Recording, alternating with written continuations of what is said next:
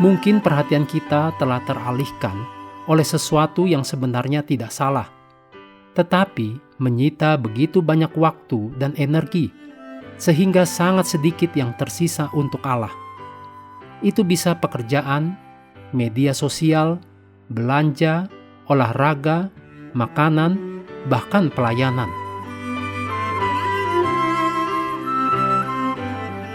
Sahabat dan saudaraku, mari menggunakan waktu mempelajari firman Tuhan hari ini.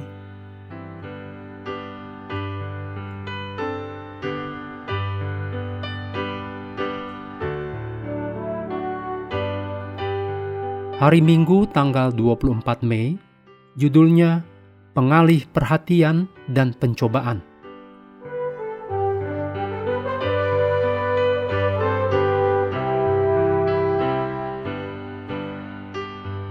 Kita mulai dengan doa singkat yang didasarkan dari Mazmur 119 ayat 173.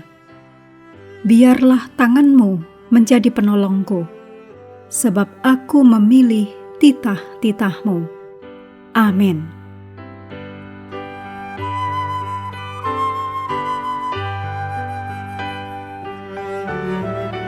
Berbagai pencobaan yang dihadapi Simson dicatat dalam Hakim-Hakim 14 dan 16. Meskipun dipanggil oleh Allah untuk tujuan tertentu, Simson tetap melayani Allah, tetapi sambil menyerah pada pencobaan. Kita tahu bagaimana akibatnya ini yang harus dialami Simson di akhir hidupnya. Sebuah pelajaran penting. Simson jatuh karena ia mengira dirinya kuat. Ia mengandalkan kekuatannya sendiri untuk mengatasi pencobaan. Pertentangan besar itu nyata, dan kita semua terlibat di dalamnya.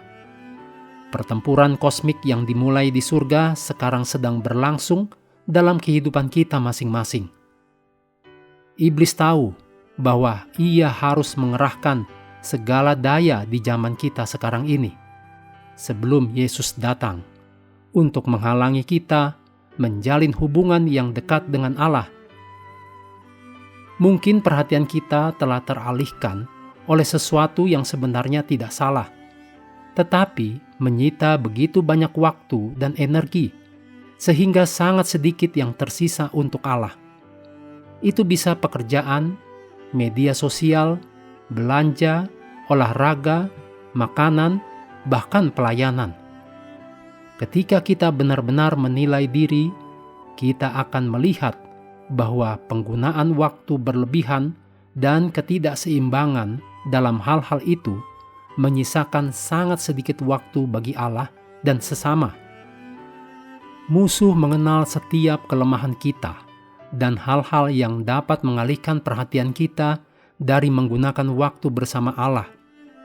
Kita harus ingat mencari Allah terlebih dahulu, yang ditulis dalam Matius 6 ayat 33, sebelum kita terburu-buru menjalani hari dan segala yang mungkin terjadi.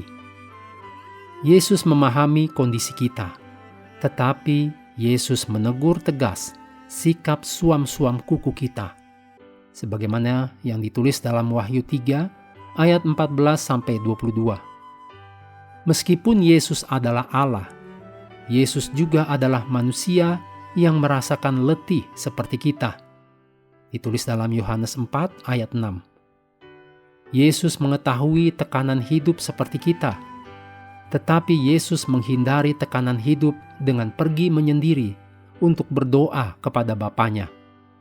Sebagaimana ditulis dalam Lukas 5 ayat 16, Lukas 6 ayat 12, Markus 1 ayat 35, dan Matius 14 ayat 23. Yesus tahu bahwa waktu bersama Bapanya adalah hal terbaik yang bisa ia lakukan untuk memulihkan kekuatan guna menghadapi pencobaan. Waktu bersama Bapa Surgawi juga adalah jalan terbaik dan paling pasti bagi kita sekarang. Setiap hari, kita semua menghadapi pertarungan melawan dosa, karena musuh jiwa berusaha melemahkan dan menghancurkan hubungan kita dengan Allah. Musuh tahu kelemahan kita dan menyerangnya untuk membuat hubungan kita dengan Allah menjadi tumpul dan membawa rasa bersalah serta tidak layak yang dapat menjauhkan kita dari Allah. Iblis berusaha mengubah cara berpikir, niat, dan tindakan kita untuk mendapatkan celah dalam hidup kita. Namun ingatlah, iman kita akan membuat kita tetap teguh, dan iman datang dari mendengar firman Allah.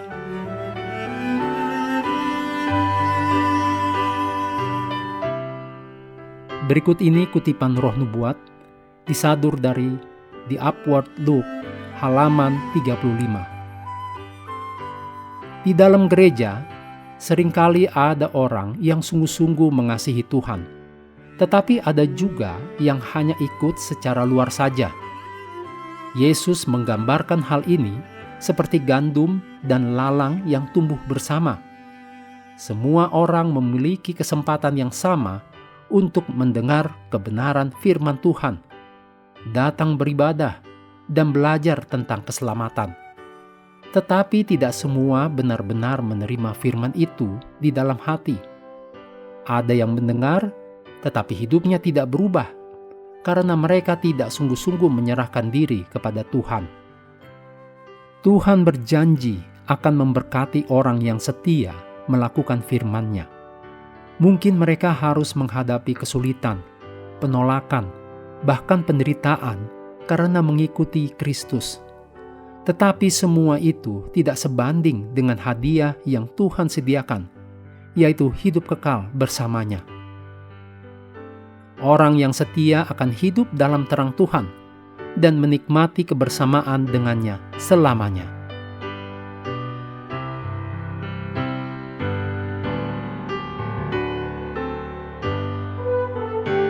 Menutup pelajaran hari ini, segala pujian kita naikkan hanya kepada Tuhan yang telah memberikan Roh Kudus untuk menyertai dan mengajari kita firman kebenaran. Terima kasih telah belajar bersama. Tuhan memberkati kita semua.